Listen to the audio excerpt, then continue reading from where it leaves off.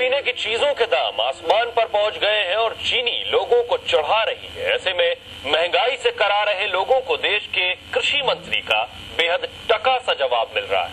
शरद पवार कहते हैं कि मैं ज्योतिषी नहीं हूं जो बता सकूं कि महंगाई कब थमेगी। इस बयान पर विपक्ष ने पवार को आड़े हाथ लिया है।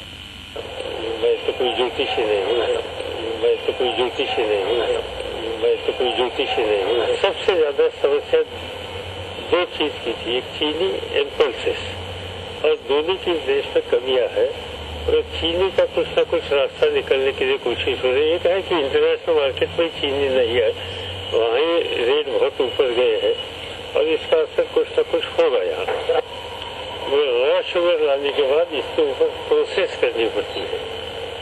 प्रोसेस करने के लिए इस देश में एक नंबर का बड़ा सेंटर है उत्तर प्रदेश, इसके बाद महाराष्ट्र, कर्नाटक, तमिलनाडु छोटे छोटे हैं।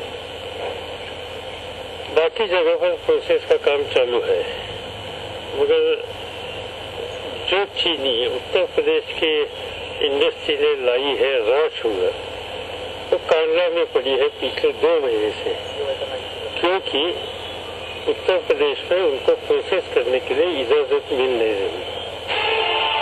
तो सुना आपने, ये है देश के कृषि मंत्री।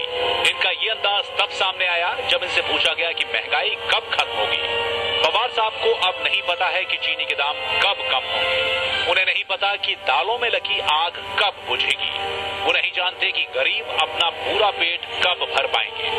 आज भले ही पवार साहब नहीं जानते, लेकिन कुछ समय पहले तक वे इस बात की भविष्यवाणी कर रहे थे, जल्द ही चीनी के दाम बढ़ सकते हैं। जो कमियां हैं वो कमियां भरने के लिए आज हमने इंपोर्ट फ्री किया है। इसमें दरअसल पिछले 1.5 साल में पवार साहब कई बार इस तरह के बयान दे चुके हैं। जानकारों का कहना है कि पवार साहब के ऐसे ही बयानों के बाद जमाखोरी बढ़ती गई और आज केंद्र सरकार इससे पार पाने में खुद को नाकामयाब महसूस कर रही है। वैसे बढ़ती महंगाई की आंच जब पार्टी पर आने लगी तो कांग्रेस के माथे पर भी पसीना आने लगा है। सीताराम येचुरी ने भी पवार के बयान पर जमकर खिंचाई की। कण से जूझ रहे एसपी मुखिया मुलायम सिंह ने तो शरद पवार को इस्तीफा देने तक की सलाह दे डाली। अब शरद पवार जी कह रहे हैं महंगाई नहीं रोक पाएंगे तो पद छोड़ देना चाहिए। तो मैं असफल हो गया हूँ।